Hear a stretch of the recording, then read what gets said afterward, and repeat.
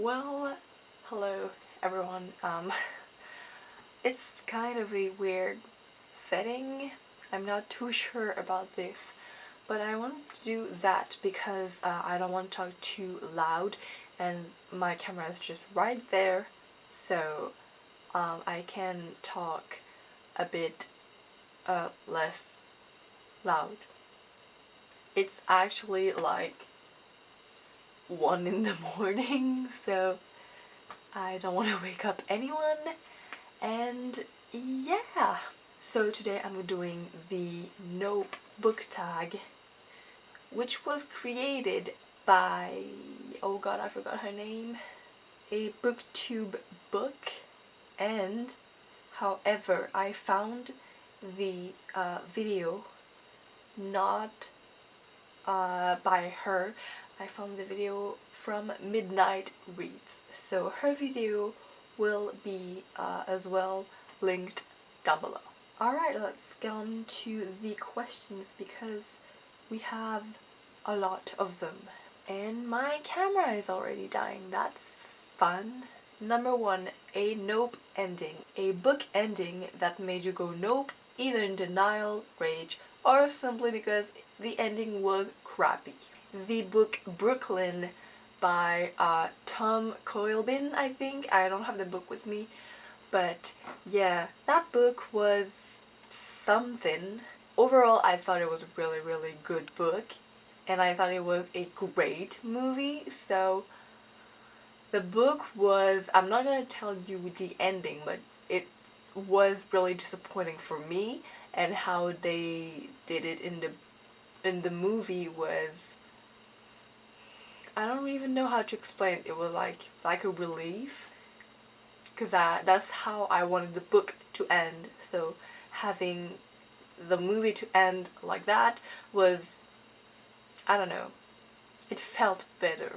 A nope protagonist, a main character you disliked and drives you crazy. This guy from Me and Earl and the Dying Girl, Greg. He was so annoying, and it's been a real long time since I've read the book, but I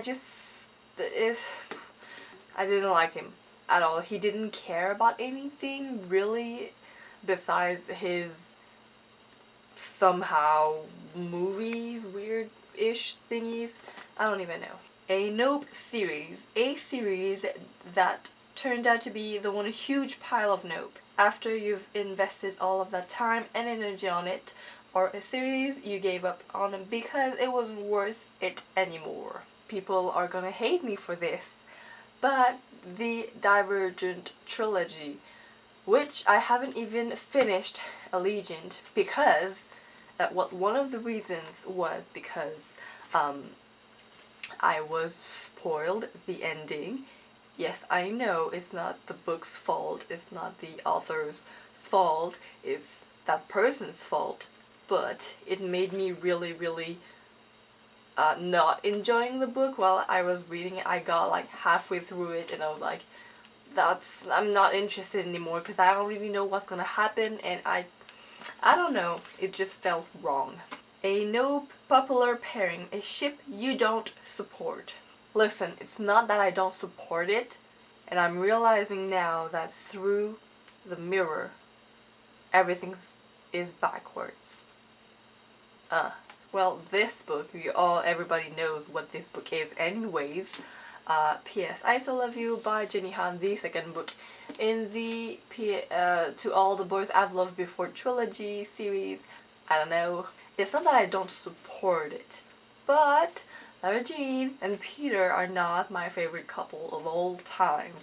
I mean, John in this is so magnificent, and I just really wished that they would keep not being together, but like start to be a couple.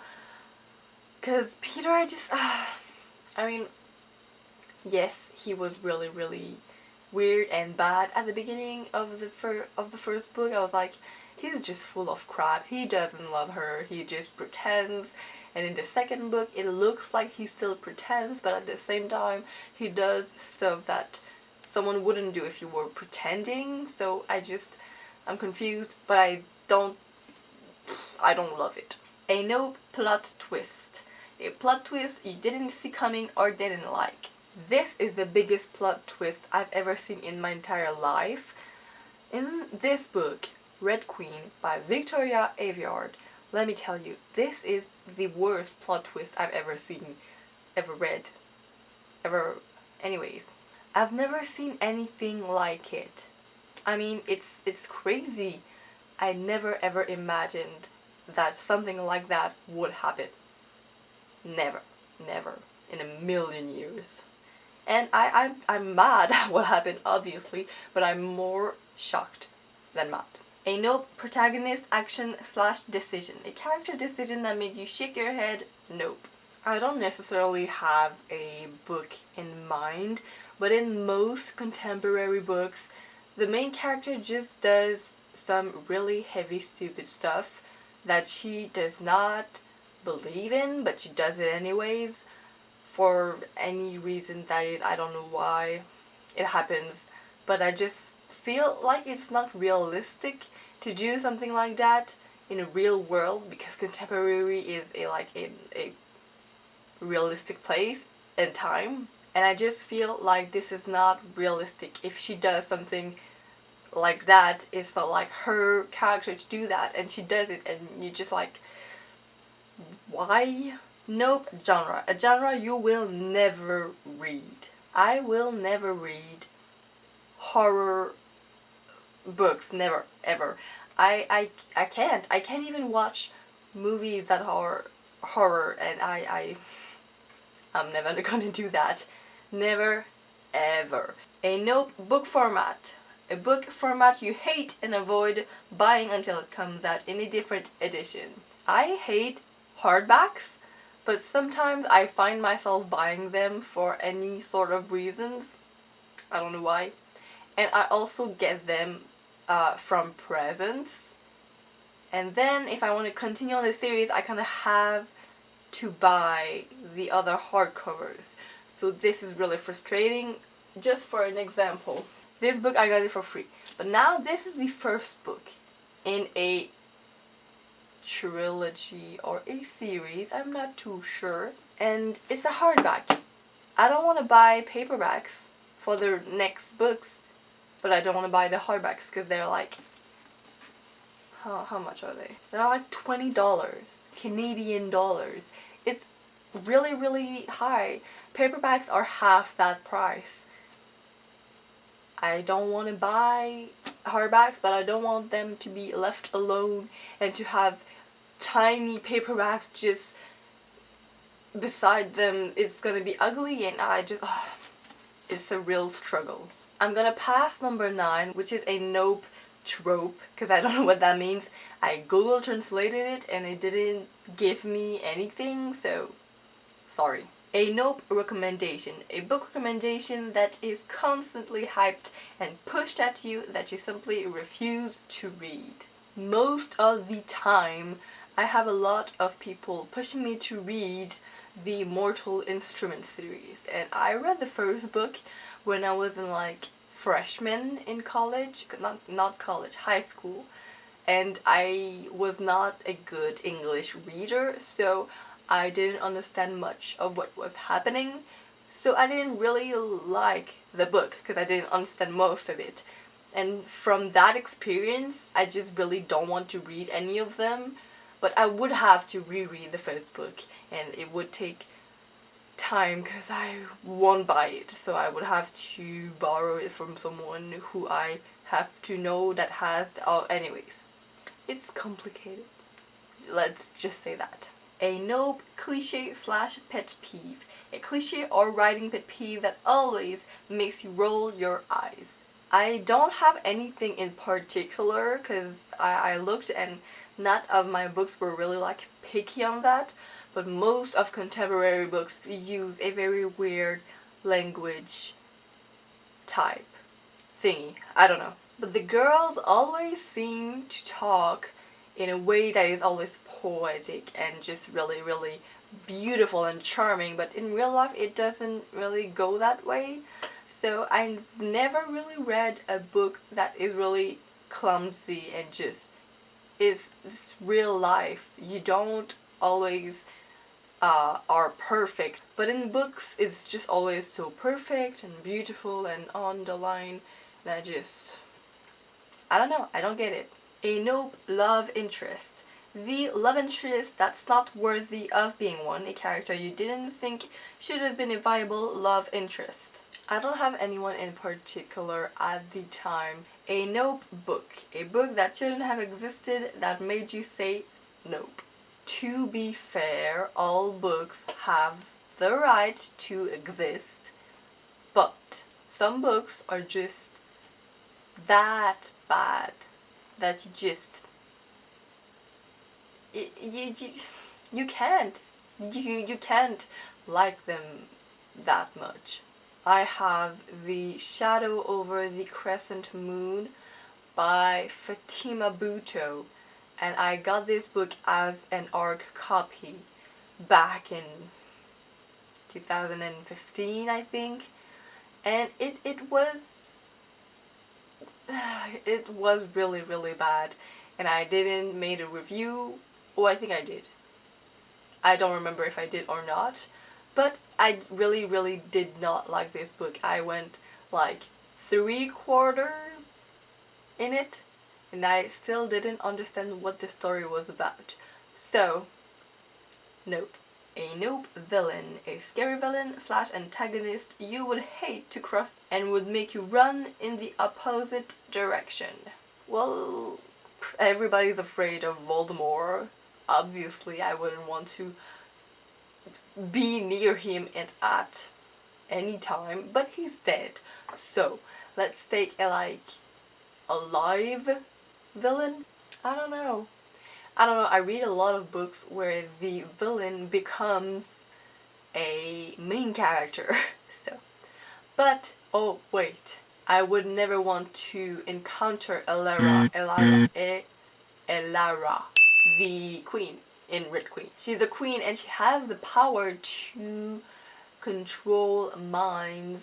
So, not my type of girl. Sorry, but no. A nope death, a character death that still haunts you. I'm gonna hold this and wait for everyone to understand what is this book, but by just the cover you should know what is this book.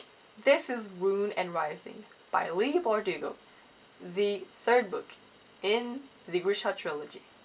And in this book there is a death that is haunting me, obviously, but there is a death that I did not see coming, and I was really really shocked that it happened.